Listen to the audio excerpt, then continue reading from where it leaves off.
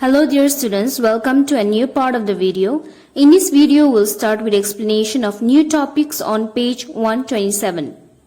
Our first topic of discussion will be adsorption isotherm.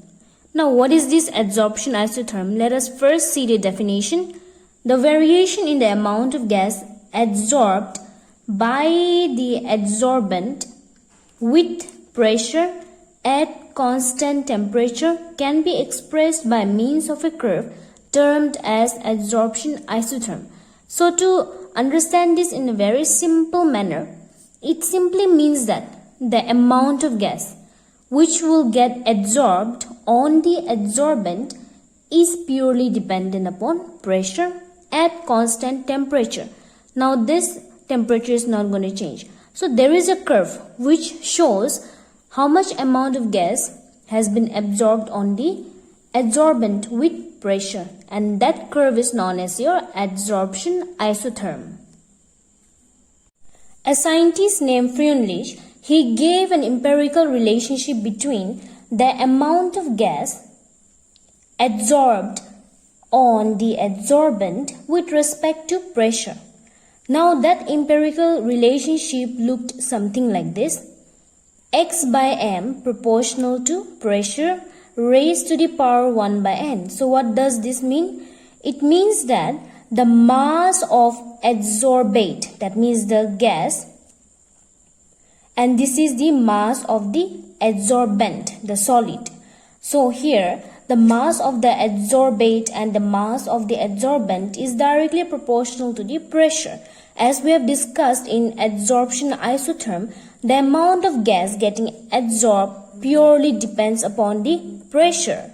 That means more pressure applied, more will be your gas adsorbed. Whenever we have proportional, that means we are going to have a proportionality constant. So in this case, K is a proportionality constant. So here 1 by n value is greater than 1. And X and M, as already discussed, X is the mass of adsorbate and M is the mass of the adsorbent. K and N is the constant.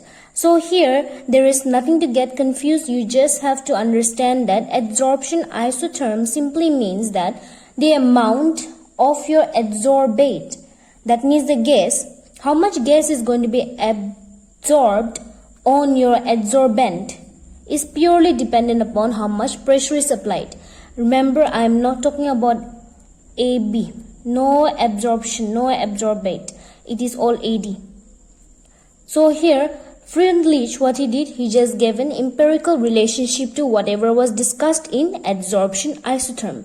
So if we consider this equation in terms of logarithm, it is going to look somewhat like this. We are not going to derive because it is not required. So you just either memorize it, or if you want to understand, you can also understand it. We are just taking the logarithm. Log of x by m, log of k, and this is the exponential form, so this will be coming here. So it is 1 by n log p. So I will not be discussing this much because it is not needed. In adsorption isotherm, it is clearly mentioned constant temperature. Temperature is not going to change. Now let us see the curve, the amount of adsorbate and adsorbent versus pressure. So here it is very simple. If we increase the pressure, our adsorption will also increase. Adsorption of your gas. So here with pressure, adsorption is increasing, but check the temperature. If it was 195 only, we will have this. But you check, the temperature has been increased to 244 to 73. If we increase our temperature, our adsorption is going to decrease. Remember that. Adsorption and temperature, they are inversely proportional. If temperature increases, our adsorption is going to decrease. And if temperature decreases, our adsorption is going to increase. So this is all about the adsorption isotherm and the Freundlich adsorption isotherm. There is nothing much to discuss from adsorption portion. However, page 128, page 129, you can at least check the application of adsorption. Not much, just 2 or 3. Like control of humidity, removal of coloring material from solution, separation of inert gas, this kind of things you can go through.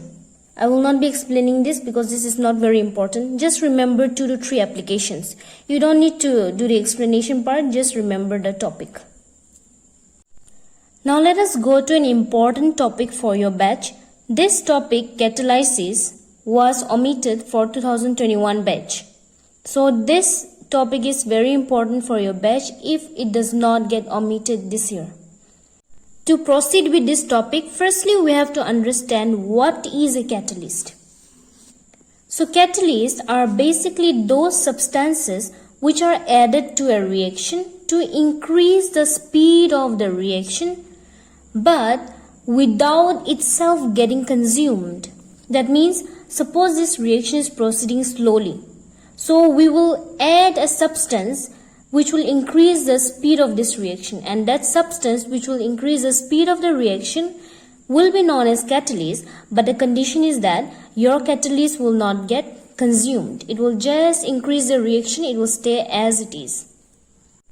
It is somewhat like on a very gloomy day you are sitting silently very sad, suddenly your crush passes by. You will be so happy and so excited that your heart rate is going to increase. But at the same time, your crush is not going through that feeling. However, his or her presence has increased the rate of your heart. So there, your crush is acting as a catalyst for you, without he himself getting the same feeling. So in the same way, when it comes to catalysts in science, they increase the rate of a reaction, but they themselves do not get consumed in their reaction. Their presence is enough. Let us see the reaction given on page 129. Potassium chlorate, when heated strongly, decomposes giving dioxygen, commonly known as oxygen. So this is a reaction where potassium chlorate is strongly heated, giving you potassium chloride and oxygen. Now this reaction is very important. Why? Because it is giving us oxygen, and in today's date people are buying oxygen to survive. So this reaction, here you see that there is nothing extra product or extra things present here. So this reaction basically takes 4 hours to complete. If someone is fighting for their life and they need oxygen, are they going to wait for 4 hours for the production of oxygen? No one has that much patience. So there is a need to speeden up this reaction. So in order to speeden up this reaction, we will be adding manganese dioxide. As soon as we add manganese dioxide, which is going to act as a catalyst, now instead of 4 hours, this reaction will get completed in just 15 minutes. So in 15 minutes, our oxygen will be ready to be used. So here, MnO2, manganese dioxide, it did not get consumed itself. However, it helped in increasing the speed of the reaction. So initially it was 4 hours, but after addition of a catalyst, it became 15 minutes. So this is what a catalyst does to a reaction. Let us see the last topic, that is promoter and poisons. It is on page 130. Now what is promoters and poisons? Now here, this reaction, what are we producing from this reaction? NH3. NH3 is ammonia. So this is the Haber's process for manufacture of ammonia. Now here the catalyst used is iron. However, what happens in this process, that iron absorbs carbon monoxide on its surface. Adsorbs, not absorb, adsorbs carbon monoxide, which slows down the reaction or which hampers the reaction. So carbon monoxide, it is acting as a poison in this reaction.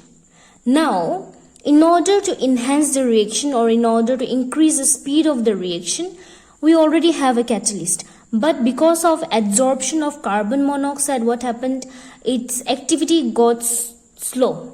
So now we need to add something so that our catalyst will work faster. So we will be adding this MO. MO is molybdenum. Here, molybdenum. So as soon as we add molybdenum, what is going to happen? It is going to enhance the activity of our catalyst and the reaction is going to proceed faster. So anything which enhances the activity of the catalyst, that is known as a promoter, and anything which slows down or impacts the reaction or impacts the activity of the catalyst will be known as poisons. We will stop here for this class. If you have any doubt, please feel free to approach. In the next class, we'll start with new topic. Till then, take care. Great hours ahead.